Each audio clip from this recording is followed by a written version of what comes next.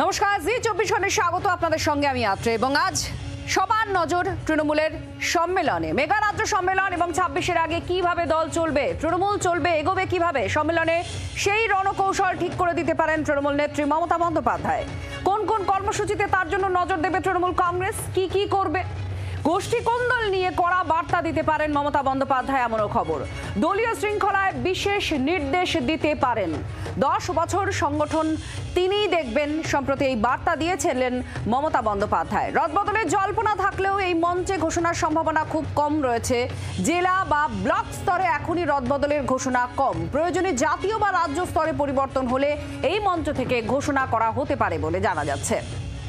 যেখানে কেন্দ্রের বিরুদ্ধে বঞ্চনার অভিযোগ রয়েছে, সেই সমস্ত অভিযোগ মানুষের দুয়ারে কিভাবে পৌঁছানো যায়, এই রণকৌশল যেমন থাকছে, ঠিক তেমনভাবে দলকে একজোট রাখা।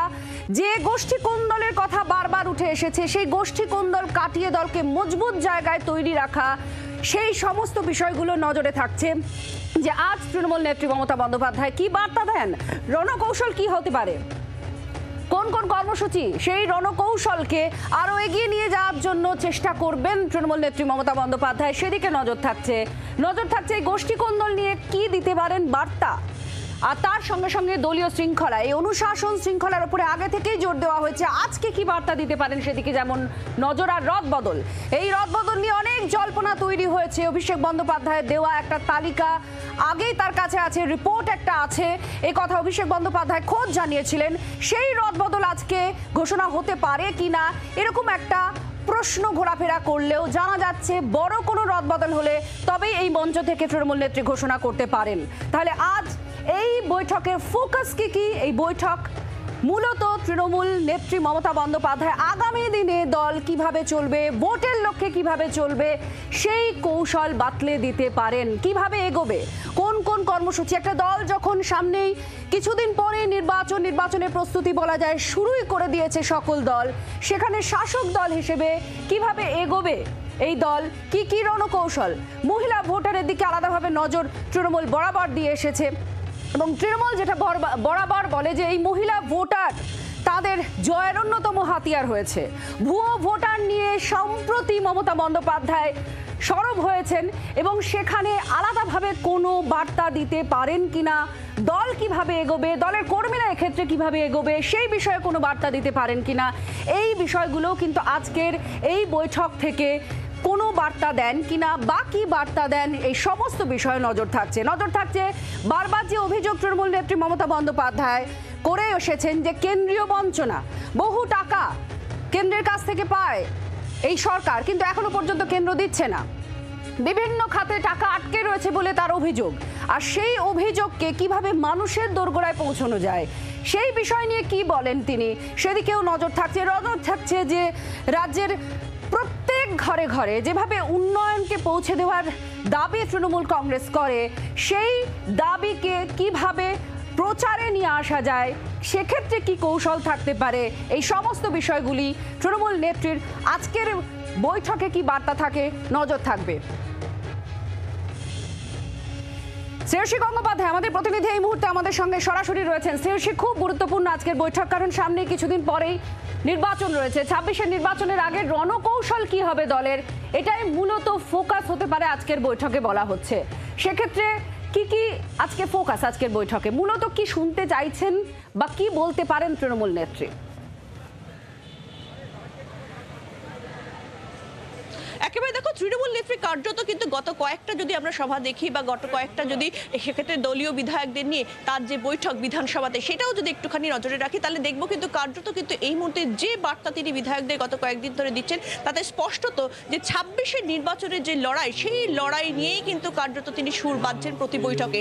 এবং শুধু তাই নয়, এক্ষেত্রে আরেকটা গুরুত্বপূর্ণ বিষয় হচ্ছে, সেটা হচ্ছে ভুয়ো বা জাল ভোটার বা অনলাইন ভোটার, যেটা নিয়ে একাধিকবার কিন্তু তৃণমূল নেত্রী সরব হয়েছেন এবং একাধিক জায়গা থেকে কিন্তু সেক্ষেত্রে যেমন দক্ষিণ চব্বিশ পরগনা চম্পাহাটি, সেখানে আমরা পেয়েছি যে খবর দেখিয়েছি যে ইতিমধ্যেই যে এক্ষেত্রে বেশ কিছু ভুয়ো ভোটারের বিষয় দেখা গেছে। বিভিন্ন ক্ষেত্রে বিধায়করাও দেখা গেছে যে তারা এই বিষয়টা নিয়ে সেক্ষেত্রে তারা এক্ষেত্রে ডিএমদের সঙ্গে কথা বলছেন এবং চেকিং এর কাজ শুরু হয়ে গেছে। ফলে সেই সামগ্রিক সমস্ত কিছু নিরিখেই কিন্তু মনে করা হচ্ছে যে এক্ষেত্রে এই যে ভোটার তালিকা, সেই ভোটার তালিকার ক্ষেত্রে বিশেষভাবে নজর দেওয়া, সেই বিষয়টা নিয়ে নির্দিষ্ট কিন্তু বার্তা দিতে পারেন সেক্ষেত্রে দলনেত্রী। তার কারণ এখানে আজকে যারা যারা উপস্থিত থাকবেন একেবারে গ্রাউন্ড লেভেল, ব্লক স্তর থেকে এমপি পর্যন্ত সমস্ত স্তরের কিন্তু যারা ব্যক্তিরা রয়েছেন, দলের দায়িত্বে রয়েছেন, তারা প্রত্যেকে কিন্তু এখানে উপস্থিত থাকছেন। ফলে সেই জায়গা থেকে দাঁড়িয়ে কিন্তু দলনেত্রীর যে বার্তা, সেই বার্তা সেই সংক্রান্ত হতে পারে, যাতে এই চেকিংটা একেবারে থর হয়। শুধু তাই নয়, এক্ষেত্রে 26-এর আগে কিভাবে মানুষের কাছে পৌঁছতে হবে এবং সেই কাজটা প্রায় 1 বছর ধরে কিভাবে করা যায়, সেই বিষয়টা নিয়ে কিন্তু নির্দিষ্ট বার্তা দিতে পারেন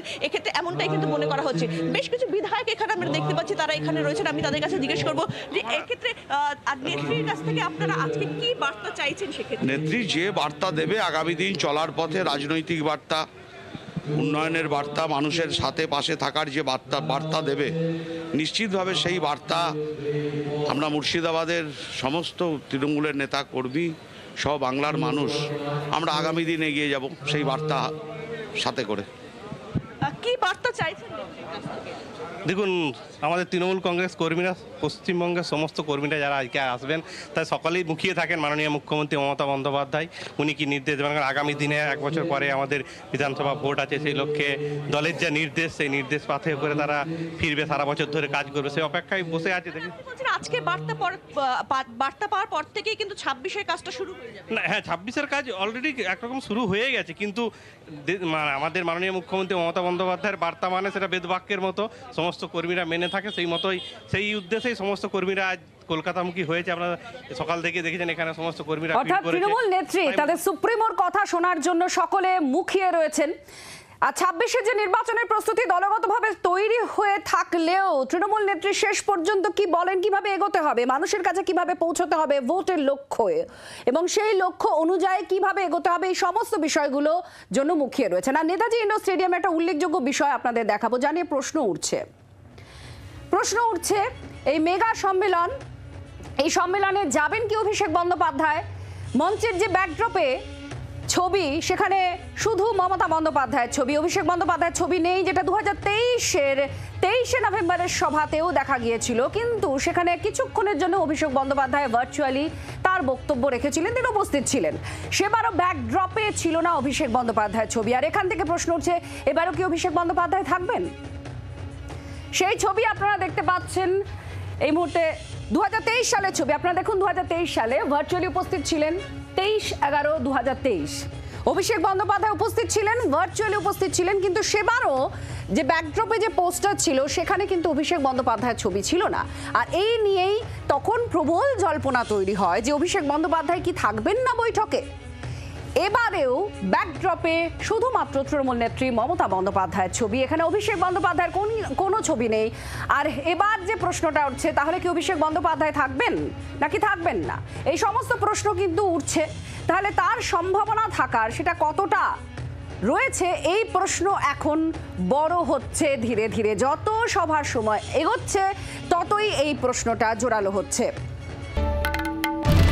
বাংলার আওয়াজ, বাঙালির আবেগ, জি 24 ঘন্টা।